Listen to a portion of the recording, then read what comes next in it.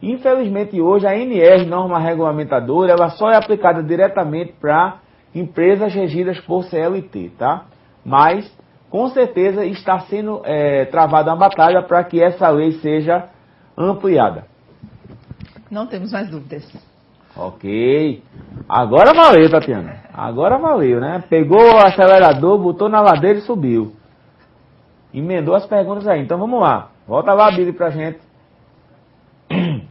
O artigo 169, pessoal, diz que será obrigatória a notificação das doenças profissionais e das produzidas em virtude de condições especiais de trabalho, que são as doenças do trabalho. O trabalhador tem que notificar.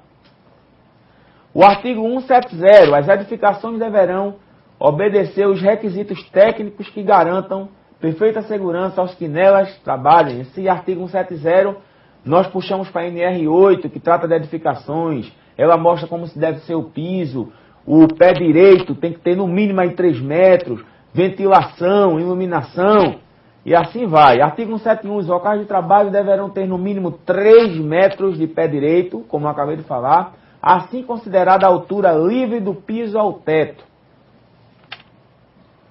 Aí vem da iluminação, que a luminosidade hoje é tratada na NR 17, que é ergonomia. Luminosidade é tratada na NR 17, que é ergonomia. O artigo 175 diz: em todos os locais de trabalho deverá haver iluminação adequada, natural ou artificial, apropriada à natureza da atividade, certo? Se eu for trabalhar numa sala, num centro cirúrgico, existe uma norma, não só a NR 17, mas a NBR, tá? Tá me fugindo da cabeça agora o número da NBR, mas a NBR, ela estabelece a quantidade mínima de luxes. Para que eu possa desenvolver uma atividade de cirurgia, que é uma atividade minuciosa, eu tenho que ter aqueles refletores, então tem que ter no mínimo 3.000 lux ali iluminando o paciente, aquela luz branca, tá? Para que você possa ter uma boa luminosidade e fazer, ter um bom campo visual. E o médico não tenha a mínima probabilidade de falhar, tá? Porque nós somos humanos e somos passíveis de falha. Vamos lá, Billy. Na seção 8 do conforto térmico, o artigo 176 diz: os locais de trabalho deverão ter ventilação natural, compatível com o serviço realizado. Parágrafo único diz que a ventilação artificial será obrigatória, sempre que a natural não preencher as condições de conforto térmico. Aí, falando um pouquinho do conforto térmico, né? Quando há muito calor num ambiente de trabalho, você vê aí o bonequinho reclamando do calor, nós temos que usar ventilação artificial, como exaustores, ventiladores, para que amenize o ambiente de trabalho. Porque um ambiente com alto índice de calor é um ambiente insalubre, tá? Seção 9, das instalações elétricas. Essa seção deu origem à NR10. O artigo 179, o Ministério do Trabalho e Emprego disporá sobre as condições especiais de segurança relativas às instalações elétricas em qualquer das fases de proteção, transmissão, distribuição ou consumo de energia. O artigo 180 diz o quê? Somente profissional qualificado poderá instalar, operar, inspecionar ou reparar instalações elétricas. Hoje, nós tivemos a reformulação da NR10, que melhorou muito a questão do trabalho com eletricidade. Então a NR10 hoje padronizou a questão do trabalho com eletricidade, dinamizou bem isso aí e melhorou as condições das pessoas que trabalham com eletricidade, criando a obrigatoriedade do curso de NR10, para as pessoas que trabalhem com eletricidade. Vamos lá, agora a ergonomia, né? Da movimentação, armazenagem e manuseio de materiais. Você vê aí o Napo, esse boneco aí, que é bem conhecido nosso, né? Nós passamos muito filme dele. Diz o seguinte, o artigo 182. As disposições relativas ao transporte de materiais aplicam-se também no que couber ao transporte de pessoas nos locais de trabalho. 183. As pessoas que trabalharem na movimentação de materiais deverão estar familiarizadas com os métodos racionais de levantamento de cargas. Aí você vem o artigo 11 das máquinas e equipamentos. Coincidentemente, esse artigo 11 quase batia com a NR. NR de máquinas e equipamentos é NR 12. Artigo 184. Dispositivos de partida e parada e outros que se fizerem necessário para a prevenção de acidentes do trabalho, especialmente quanto ao risco de acionamento acidental, devem ser instalados, tá? Os reparos, limpezas e ajustes somente poderão ser executados com as máquinas paradas, salvo se o movimento for indispensável para a realização dos ajustes. Mas, se for preciso fazer a manutenção com a máquina em movimento, tem que ser tomada as medidas cabíveis para que não haja acidente, porque máquina em movimento é complicado. Caldeira.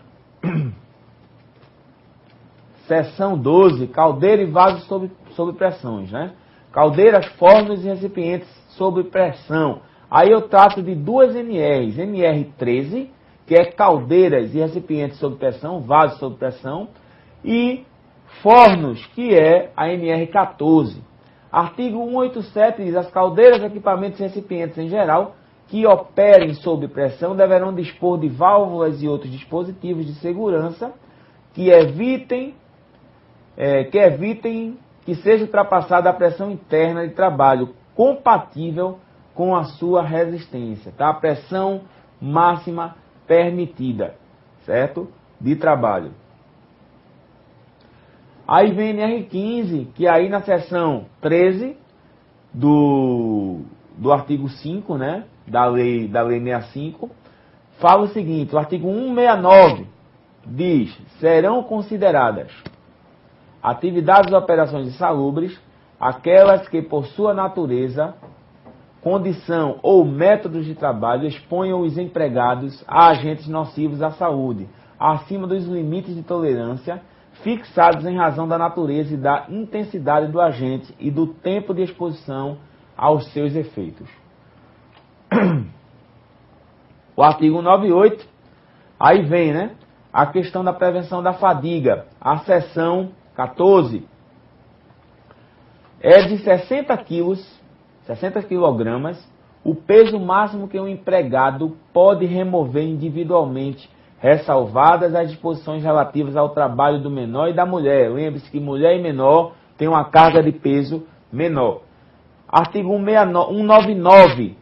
Será obrigatória a colocação de assentos que assegurem postura correta ao trabalho, capazes de evitar posições incômodas ou forçadas, sempre que a execução da tarefa exija que o trabalho seja sentado, certo? Da prevenção da fadiga ainda, o parágrafo único diz: quando o trabalho deva ser executado de pé, os empregados terão à sua disposição assentos para serem utilizados nas pausas que os serviços permitirem. Aí você tem a figurinha, está errado, a coluna totalmente curvada, e certo, a coluna ereta. Tá certo? Então existe até a posição correta para você pegar. Vamos lá, Tatiana. Estou vendo você dando tchau, já quer ir embora? Não, né? Pergunta, não, né? Pergunta. Aqui do Paulo Carpina, a aluna Janaína. Ela trabalha numa firma de limpeza e em toda a cidade tem uma base de uns 24 funcionários. É obrigatório ter um técnico? Vamos lá, Janaína, né?